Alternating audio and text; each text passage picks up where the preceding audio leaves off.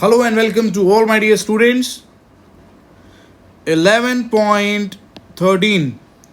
Show how will you synthesize 1-phenyl ethanol from a suitable alkene.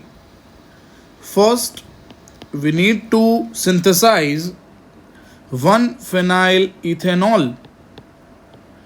Ethanol means ethane means 2 carbon,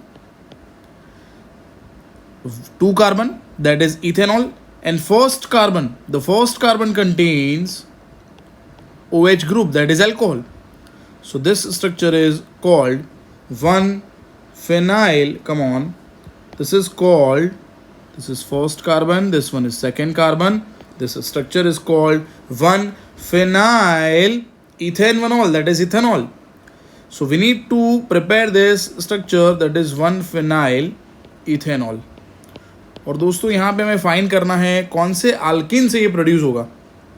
बड़ा ही simple चीज़ है. अगर हमें find करना है कौन से अल्किन से ये बनेगा, तो हमें पता है अल्किन का हाइड्रोलिसिस करने पे बनता है अल्कोहल. फाइन. तो ये अल्कोहल कैसे बनेगा? तो ये अल्कोहल किसी अल्किन से अगर हमें बनाना है, तो यहाँ पे CH डबल बॉन्ड CH2 अगर मैं ले लूँ, सिंपल है, बड़ा सिंपल है ये. आप खुद सोचो, अगर यहाँ पे मेरे पास CH डबल बॉन्ड CH2 है, फाइन, इसका नाम है phenyl ethyne. This structure is known as phenyl ethyne. तो फिनाइल इथिन का अगर हम एसिड कैटलाइज्ड हाइड्रेशन रिएक्शन करते हैं दोस्तों, जिसमें हमने पढ़ा था कि यहाँ पे अकॉर्डिंग टू मार्कोनी का रूल यहाँ पे प्रोडक्ट फॉर्म होगा. फाइन.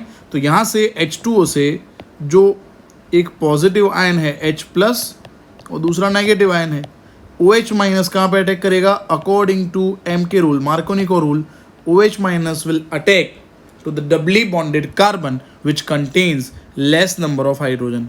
अब दोनों के अंदर आप देख सकते हो, यहाँ पे हाइड्रोजन कम है और यहाँ पे हाइड्रोजन ज़्यादा है. तो OH जो है वो अटैक करेगा यहाँ पे CH के पास, और H CH2 से अटैच होगा, तो ये प्रोड्यूस हो जाएगा 1-phenyl ethanol. चलिए दोस्तों देखते हैं दूसरा यहाँ पे जो क्वेश्चन है.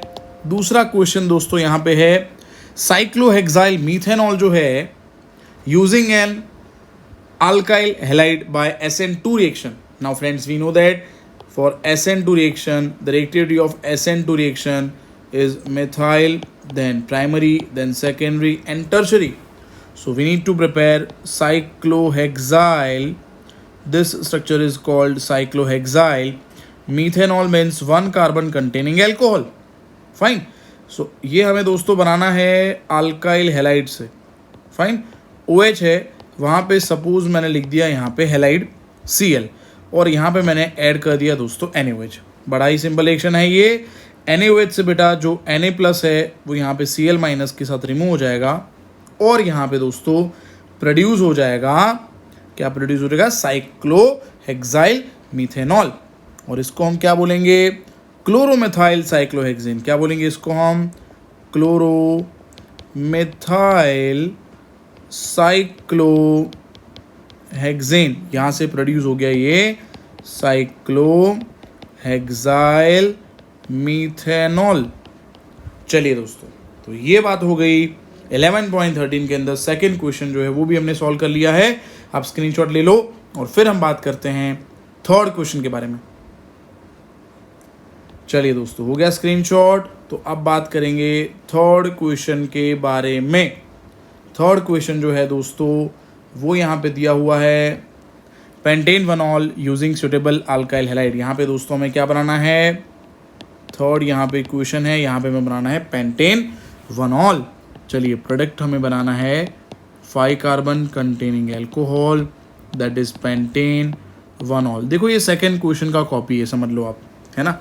यहाँ पे अगेन हम 5 कार्बन कंटेनिंग अल्काइल ग्रुप जो हैं, अगर उसके साथ अगर हम हेलोजन ले लें, ठीक है, और उसके अंदर अगर हम ऐड करें NaOH, तो इसका नाम हो गया 1 क्लोरो पेंटेन. अंदर मैंने NaOH ऐड कर दिया, तो यहाँ पे क्या रिमूव हो जाएगा दोस्तों? Na प्लस और Cl माइनस. NaCl अगर आप रिमूव कर दोगे तो यहाँ पे दोस्तों प्रिपेयर हो जाएगा, यहाँ पे Cl की जगह आ जाएगा OH. तो ये बेटा प्रिपेयर हो गया पेंटेन 1 ऑल। ये दोस्तों हमारा हो गया प्रोडक्ट। फाइन दोस्तों, तो ये बात हो गई 11.13 के 3 क्वेश्चन यहाँ पे हमने सॉल्व कर लिए हैं। चलिए दोस्तों बात करेंगे 11.14 के बारे में। Give 2 reactions that show the acidic nature of phenol, compare acidity of phenol with that of ethanol that is alcohol. First यहाँ पे हमें 2 रीजन देने हैं, 2 रिएक्शन देने हैं जो एसिडिक प्रॉपर्टी शो करेंगे फेनॉल के। तो सबसे पहला मैं यहाँ पे लिखूंगा phenol reacts with sodium to give sodium phenoxide. Again phenol जो है फाइन वो एसिड है। एसिड अगर प्रूव करना है दोस्तों तो हमें पता है, हमने लोअर स्टैंडर्ड्स में पढ़ा हुआ है दोस्तों कि कोई भी ऑर्गेनिक कंपाउंड अगर एक्टिव मेटल के साथ हाइड्रोजन गैस लिबरेट करता है तो ये शो करता है दोस्तों कि ये जो ऑर्गेनिक कंपाउंड है it is acidic in nature. So due to liberation of hydrogen gas, यहाँ पे हाइड्रोजन गैस लिबरेट हो गया है दोस्तों, जो यहाँ पे प्रूव कर रहा है कि ये जो फेनॉल है it is acidic in nature. और यहाँ पे सोडियम फेनॉक्साइड फॉर्म हो जाएगा। चलिए, आपको ये भी पता है लोअर स्टैंडर्ड्स में हमने ये भी पढ़ा था दोस्तों कि कोई भी एसिड जो है उसके अंदर अगर हम बेस ऐड करते हैं फाइन, तो यहाँ पे OH और H2O रिमूव होके, है ना, सॉल्ट प्लस वाटर यहाँ पे जो फॉर्म होता है फाइन। ये भी एक रिएक्शन हो गया दोस्तों जो प्रूव करता है कि फेनॉल जो है दोस्तों वो एसिडिक है। फाइन, तो यहाँ पे 2 रिएक्शन आपको लिखने हैं। आपको लिखना है phenol reacts with sodium to produce sodium phenoxide and hydrogen gas. This reaction proves that phenol is acidic, as well as phenol on reaction with base NaOH, it produces sodium phenoxide and water. This reaction also shows that phenol is acidic. Fine. चलिए अब compare करते हैं acidity phenol का ethanol के साथ। तो दोस्तों the acidity of phenol is more than that of ethanol. Now सबसे पहले आपको क्वेश्चन होगा सर वाई, क्यों यहाँ पे फेनॉल का एसिडिटी इथेनॉल से ज़्यादा है? आपका क्वेश्चन है बेटा, ज़रूर से हम इसको सॉल्व करेंगे। चलिए, सबसे पहले हमें कंपेयर करना है इथेनॉल में, यहाँ पे अल्कोहल नहीं, प्रॉपर अगर इस क्वेश्चन को सॉल्व करें, हम इस क्वेश्चन को अगर हमें सॉल्व करना है तो मैं यहाँ प्रॉपर जो क्वेश्चन में अल्कोहल दिया है इथेनॉल, उसका रिएक्शन करेंगे H2O के साथ। So will get CH3 CH2O minus H plus with H2O that produces H3O plus. Now friends, we know that this is ethanol, and ethanol on reaction with water produces ethoxide ion. Yes friends, it produces ethoxide ion. और यहाँ पे हम देख सकते हैं दोस्तों जो electronegative oxygen है, ऑक्सीजन के पास लोन पेयर है, उसके पास यहाँ पे कहीं पे भी रेजोनेंस पॉसिबल नहीं है। मतलब ये ऑक्सीजन सिंगल बॉन्ड से कनेक्टेड है और आगे जो नेक्स्ट कार्बन है वो भी सिंगली बॉन्डेड है, डबली बॉन्डेड नहीं है, तो यहाँ पे रेजोनेंस पॉसिबल नहीं है। और दोस्तों हमने पढ़ा है आगे 11th साइंस में कि ये जो अल्काइल ग्रुप है वो इलेक्ट्रॉन डोनर है।